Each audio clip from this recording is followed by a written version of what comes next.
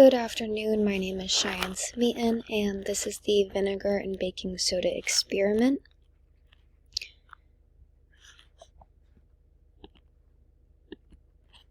The ingredients that I needed for this experiment was baking soda, vinegar, and a plastic water bottle. Additional materials that I decided was also needed based off of the video that was provided to us was duct tape, 3 pencils, and a paper towel.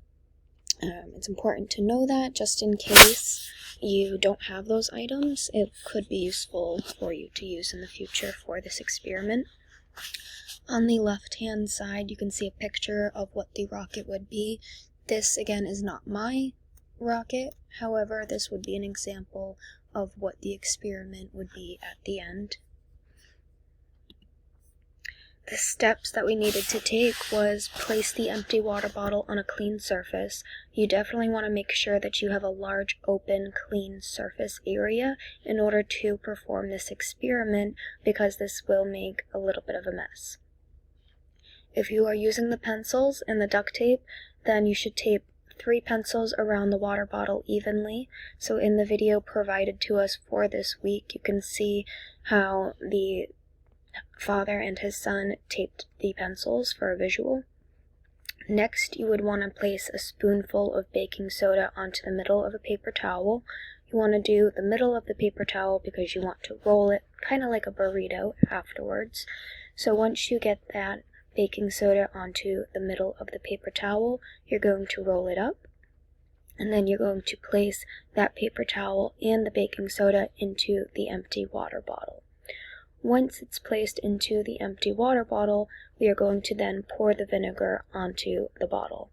Once the vinegar is placed onto the bottle, you can place the cap on the bottle, but very loosely, and watch the rocket explode.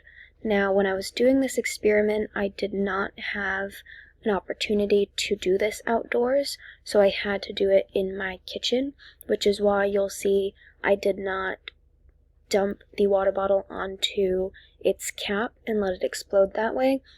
I just waited for the reaction to occur. So in my experiment, you will see me not place the cap onto the water bottle, and you will see that I didn't do that because the reaction was already occurring. This is a video of me placing the baking soda into the water bottle. Once it's into the water bottle, I made sure to show the camera. After I did that, I was taking the vinegar and I was pouring a decent amount into the water bottle. Once I could see the reaction occurring, I stopped pouring the vinegar, and then I waited for it to happen, and it happened a little bit quicker than I thought, which is why you can see my reaction was a little bit surprised. Next, the observations that I noticed was that I did need a decent amount of the baking soda for the rocket effect. Again, it was more of a volcanic effect only because the water bottle was upright rather than tipped onto the other side. Once the vinegar had touched the baking soda, there was a reaction. The substance never changed color. It remained the same color the entire time. And why this happens is because during the chemical change, the reacting substances will change.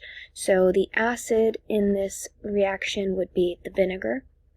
Once the vinegar touches the baking soda changes its chemical change. The atoms are rearranged to present this new chemical composition. In the baking soda example, the baking soda turns from a solid substance powder to a liquid bubbling effect. The baking soda is the basic compound, whereas the vinegar is the acetic acid.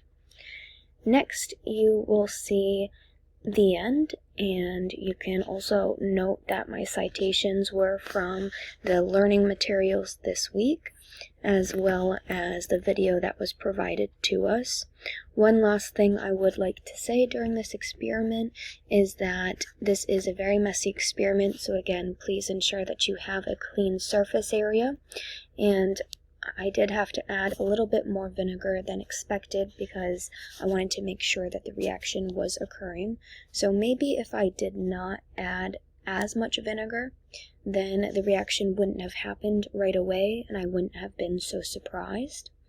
However, I thought this experiment was very successful. I was able to see the chemical change of the baking soda, and I was able to determine what the acid was, which was the vinegar, and the chemical compound change of the baking soda.